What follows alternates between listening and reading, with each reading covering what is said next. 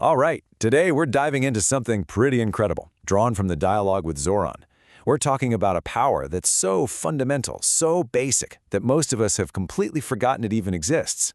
And our guide for this, well, let's just say he's not exactly your typical human. Yeah, so our guide is a dragon. Meet Zoran, a sage whose wisdom is, you could say, as fiery as it is deep. And he puts it perfectly here. This whole enlightenment thing isn't about just floating on clouds. Nope. He calls it getting your tail singed by the divine. I mean, that tells you everything, right? This is about a direct, powerful, transformative encounter. So, what's the big problem we're all facing according to this ancient dragon?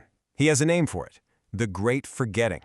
The idea is that we're basically sleepwalking through our own lives, so caught up in the constant motion that we've totally lost touch with the deep, powerful reality that's holding us up every single moment. And this slide just nails it, doesn't it?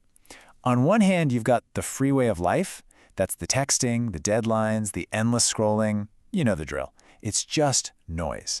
But Zoran says that underneath all that chaos, there's a whisper, something quiet, a steady rhythm, a connection to stillness, and, you guessed it, the breath.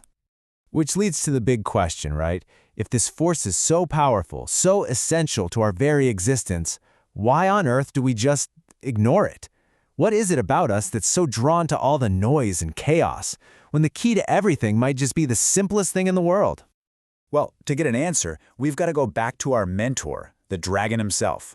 Zoran's whole teaching boils down to this: that thing we overlook, our own breath, that's not just air, that is the portal. It's the doorway back to that deeper reality. And this really gets to the core of why we miss it. Think about it. We're trained from day one to pay attention to things that are loud, that shout for our attention. But the breath, it doesn't do that. Zoran says it sings. And to hear that song, well, you have to actually stop, get quiet, and really truly listen.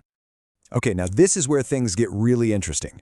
Zoran doesn't see the breath as just a biological thing we do to stay alive. He calls it a spiritual technology. And when you think about it, it makes perfect sense.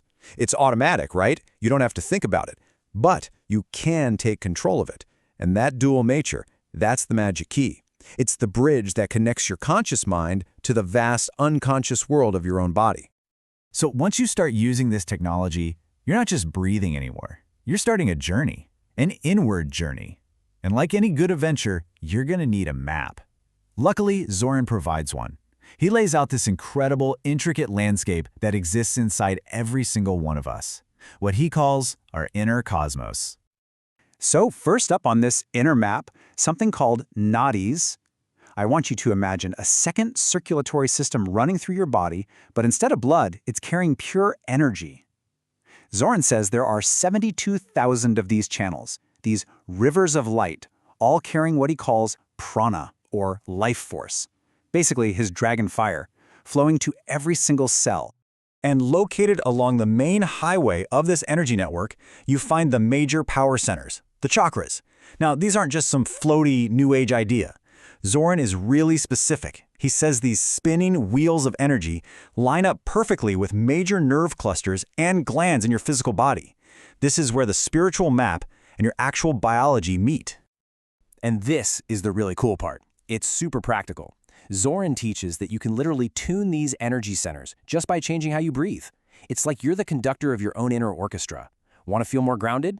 Deep belly breathing. Need to tap into your personal power? Diaphragmatic breathing. It's a direct, hands-on way to change how you feel from the inside out. Okay, so what happens when you actually do this? When you practice this stuff consistently over time? Well, that's when you hit the next stage of the journey, real transformation. The text calls it activating the light body, and it apparently leads to some seriously profound changes. Zoran calls this moment the Great Reversal, and it's a total mind flip. See, you start this journey thinking, I am meditating or I am seeking something. But after a while, you have this realization that it's not you doing it anymore. A greater consciousness, the divine, is actually meditating on itself, through you. You stop being the seeker, and you become the vessel. It's a huge shift. And get this, Zoran reveals this amazing secret. He says we all have two complete sets of senses. We're all experts with the external ones, sight, sound, touch, you know. But he says there's a whole internal set of senses, our dragon inheritance, just waiting to be switched on.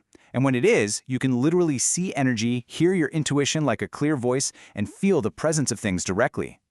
Then he lays out this really advanced technique he calls the microcosmic orbit. It's basically a way to consciously create an energy circuit in your own body. You pull energy up from the earth through your feet, it travels up your spine, you draw cosmic energy down through your head, and you let it all flow down the front of your body to complete the loop. You become this self-sustaining, amplified circuit of pure life force. Which brings us to the final and maybe the most crucial piece of the puzzle. Okay, so you've done all this inner work, you've gone through this incredible transformation. Now what? What's the point of it all? And the answer is crystal clear. It's not about escaping the world. It's about coming back to it with everything you've learned. And this is the ultimate purpose. Zoran says the path is not for you alone. The biggest secret isn't what you get out of this journey. It's what you give. The whole point of awakening your inner dragon, of finding that power, is to learn how to share that fire with others. So here's why all this matters, right here, right now. You're not just calming your own mind for your own sake. You're becoming a source of calm for everyone around you. You're not just awakening your energy for personal bliss, you're turning yourself into a channel for healing. Every conscious breath you take becomes an act of healing for the whole planet. The goal isn't to run away and hide in a cave. It's to become a walking, breathing example of what's possible. So we're left with this powerful idea from Zoran. This path isn't a mountain you climb just to get to the top. It's a fire that you become. It's a complete shift from being someone who is looking for something to being the source of it yourself. So the final question he leaves us with isn't about what you're going to gain. It's about what you're going to give. How will you share your flame?